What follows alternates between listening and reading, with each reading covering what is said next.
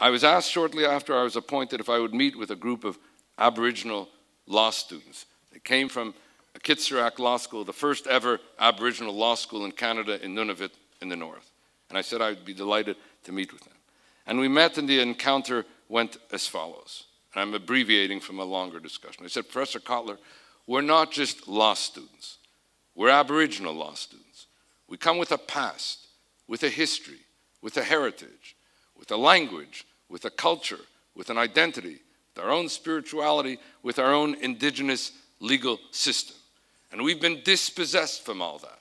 We've been dislocated from our history and our heritage and our culture and our language and our own indigenous legal system. It's not that we go to court because we want to nurture a grievance.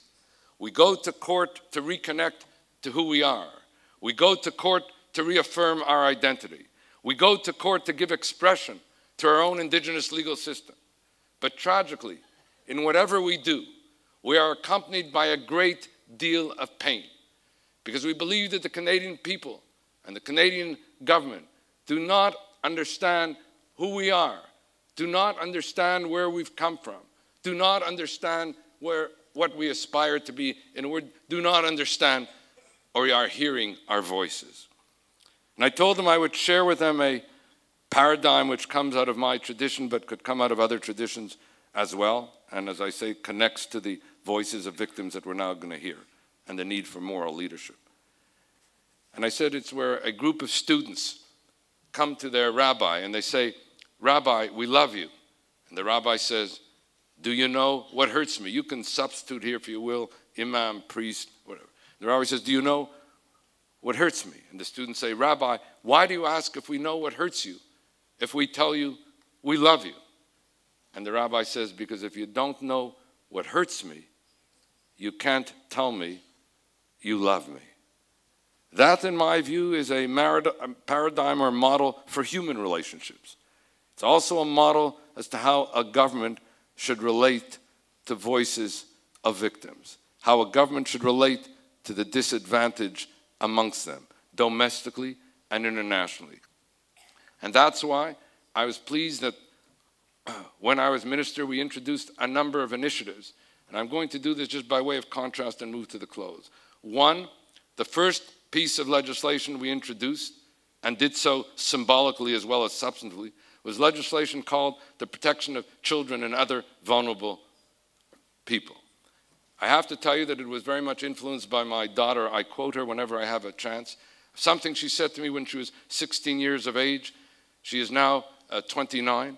But those words were so profound at the time and now since that I'd like to share them with you. She came to me one day and she said, Daddy, if you want to know what the real test of human rights is, always ask yourself, at any time, in any situation, in any part of the world, is it good for children? Is what is happening good for children?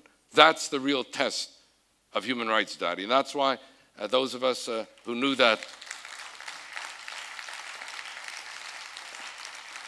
reference referred to this legislation as Gila's Law. The second was the need to address the plight of victimized women, in particularly trafficking amongst women, the new global slave trade, the fastest growing international criminal industry in the world. And so we sought to do something about it, organized what I would call around the three Ps: prevention, protection of the victims, prosecution of the perpetrators.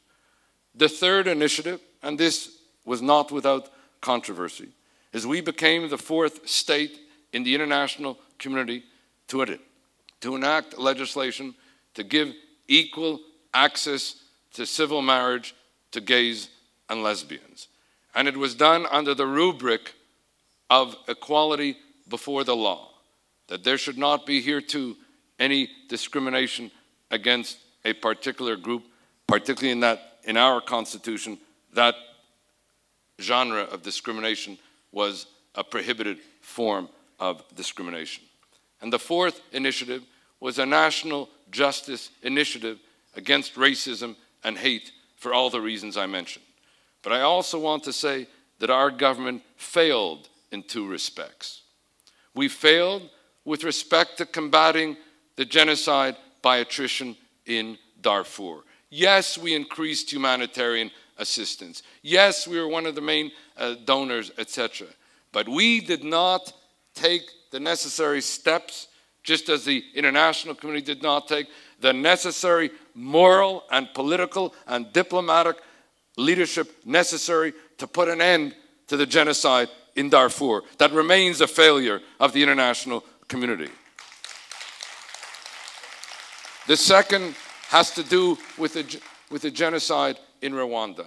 This is not just a matter of past history.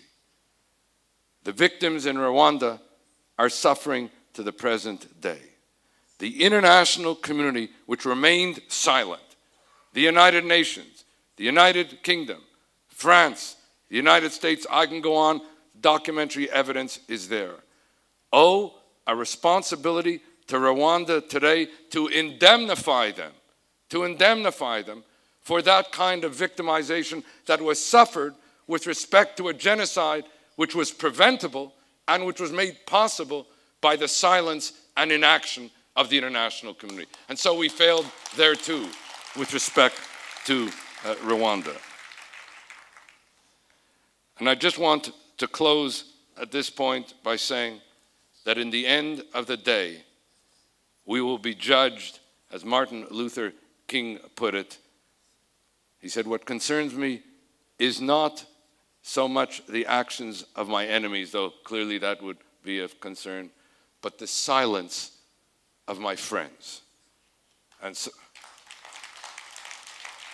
so it's our responsibility to briser la silence, to break down these conspiracies of silence, these crimes of indifference, and to act on behalf of justice and to act on behalf of these voices and give voice to these victims of inhumanity.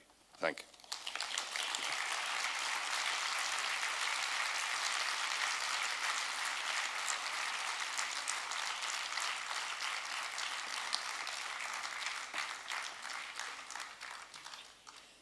Je remercie le professeur Cotler qui, une fois de plus, a attiré l'attention sur la responsabilité de l'État, le besoin d'un leadership moral et surtout aussi d'actions concrètes. J'ai le plaisir d'introduire maintenant Madame Dounia Ettaib. Elle est actuellement présidente de l'association DARI, Femmes arabes d'Italie, qui aide les femmes immigrées à s'insérer dans le monde d'affaires en Italie. Elle est aussi membre de la communauté des Marocains d'Italie et du comité scientifique de l'Agence pour le développement du no-profit dans les pays euroméditerranéens. En octobre 2007, elle a reçu en Suisse le 4e prix de la femme de l'année pour son engagement infatigable dans la promotion et la sauvegarde des droits humains. Madame Ettaib a un profil très intéressant et je suis curieuse d'entendre ce qu'elle a à nous dire.